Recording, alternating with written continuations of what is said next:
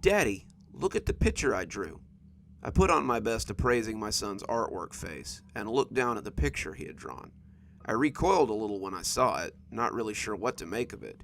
It was a baby head, like a baby doll, but no body was attached to it. The hair was gone, nothing but dots on the scalp, and the eyes were missing and staring openly. A big silver loop like a smile ran through the head, and the bottom was covered with little metal spider legs. I looked at it for a few minutes, wondering what this horrible thing was, but suddenly it came to me, and I felt silly for being so anxious. "Good job, buddy. It's the spider baby from Toy Story, right?" I said, handing it back to him. "No, Daddy, it's the monster that comes to my window at night." I sighed audibly. The monster had become a point of contention in our house as of late. Every night for the past 3 weeks, my son had woken up screaming because there was a monster outside his window.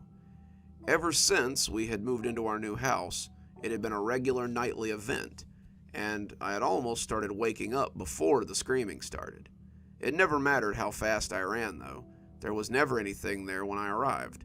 He was always sitting in his bed, pointing out the window and crying about a monster looking in at him. When we got home, he grabbed his tablet and began to watch Mickey Mouse Clubhouse, as he was wont to do after school. I made sure he was comfortable on the couch and not likely to run out the front door as I started washing dishes. Between the three of us, we usually make a fair amount of dishes. I was just finishing up when my wife came home, grimacing at the picture on the fridge as she came in. "That's an interesting piece of artwork," she said, kissing me on the cheek. "Apparently, that's the monster that's been waking him up every night," I said, making her frown as she sat at the table. "Ugh, the monster again.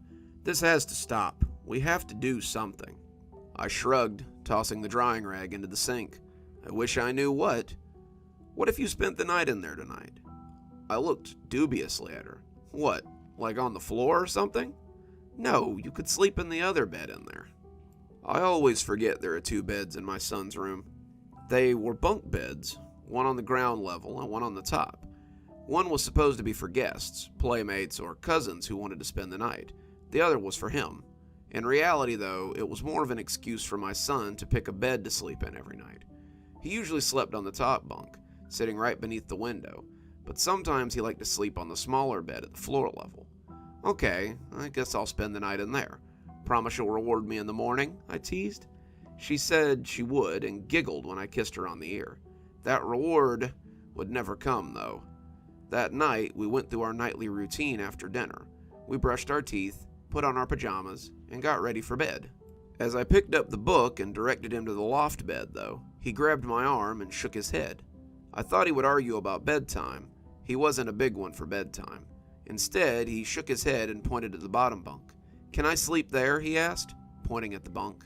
I sighed and looked up at the top bunk, wondering how I would get up that tiny little staircase. One look at my son showed me something was seriously going on, though. He looked scared, too scared for a kid his age, and I was kind of scared myself all of a sudden. What was so scary about this bed? This wasn't the first time he'd balked at the idea of sleeping in the loft bed, and I was kind of hesitant to climb into it. I got over that quickly and told him he could sleep on the bottom if he wanted. So we read our Clifford book, I turned out the lights, and swung up into the top bunk as I snuggled down to sleep. For a few hours, I slept fitfully. I was awakened in the dark of the night by a light scratch at the window. It wasn't a loud scraping. It was soft, like something rubbing lightly against the glass as it attempted to get my attention. Maybe a fingernail, maybe a knife tip, but it was consistent in its efforts as it rubbed. After the picture earlier, my mind tried to conjure an image of a baby head with metal spider legs scrabbling at the glass. In my dream, it dug perfect grooves into the window, like a jewel thief's tool in a movie, and it was making progress through the glass. The baby's head had a mouthful of metal teeth to go along with its legs. The teeth gnashed at the glass as the legs cut, and I could do little more than lay there and watch him cut through the transparent barrier. I woke up as he scuttled in, leaping at my face, its twisted metal teeth twinkling. When I woke up, I thought the dream hadn't quite ended. The scraping continued, that soft, whispery sound, and I opened my eyes and glanced at the window. I was covered up, a pillow over my head, and my eyes peeked from beneath the corner of the blanket. I was still half asleep, and as the crust broke away from my eyes, I thought I might still be dreaming. I saw the baby head, metal legs still scrabbling, pressing against the window. I lay still, watching the little creature bounce off the glass. Its scalp was a stubby patch of yanked out hair. Its one blue eye looked straight ahead, placidly, while the other yawned vacantly. The metal legs were bumping and rubbing, making scratching sounds against the glass. They didn't seem as dexterous as they had in my dream. The monster thing seemed like a Halloween decoration, something blown by the wind as it swung from a post. And as I watched it shake and spasm, I noticed the ring from the picture. That thick metal hoop ran through the head and connected it to a thick chain. I followed the chain, and the outline of a person began to come into view. He was framed perfectly against the privacy bushes in front of the window, his clothes blending seamlessly. He was tall, 6 feet at least, and his body was large and looked strong beneath his sweater. His face was doughy and pockmarked as it pressed against the window glass, his tongue wet and forming bubbles as it slid over the filthy glass. His flesh was pressed against the window as he looked into the shadowy room, his eyes searching for something. Thankfully, my son probably never saw him and had only ever seen the strange baby head necklace. If he had seen this strange face pressed against the window, he would have likely never slept in his bed again. The man's eyes found mine suddenly, his crazed look sobering a little as he realized I was not my son. We locked eyes, and I'm ashamed to say I did not deliver some piercing look that scared him away. In my dazed and fearful state, I was just as scared as my son was every night before he started screaming. We stared at each other for a count of 5 before he broke and ran off into the night. The police just left, taking a complete statement and checking the bushes for evidence. My son is asleep in my bed, my wife having wrapped him in her protective arms. I'm sitting on the edge of the bed and setting this to words while it's still fresh. Tomorrow I'm going to the hardware store. I'll be coming back with wood to board up the window. I don't care if this weirdo ever comes back or not. Before I let my son spend another night in that room, I will make sure no one ever peeks through that window again.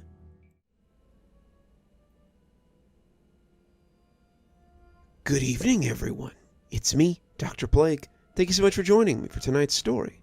If you enjoyed tonight's story and you haven't already, why not go ahead and subscribe? Maybe hit that notification bell so you don't miss any of the spooky things that we do here. While you're here, maybe go ahead and give that video a like and drop a comment. I like it when people comment. If you're not too spooked and you think you might can handle a little more, why not go ahead and click on one of those other videos that's about to pop up? Maybe check out one of our playlists. There's quite a few.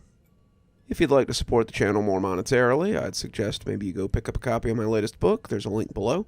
Or maybe head on over to Patreon. I have quite a few tiers. I'm sure there's one that'll suit you best. Speaking of Patreon, let's go ahead and thank our patrons, shall we?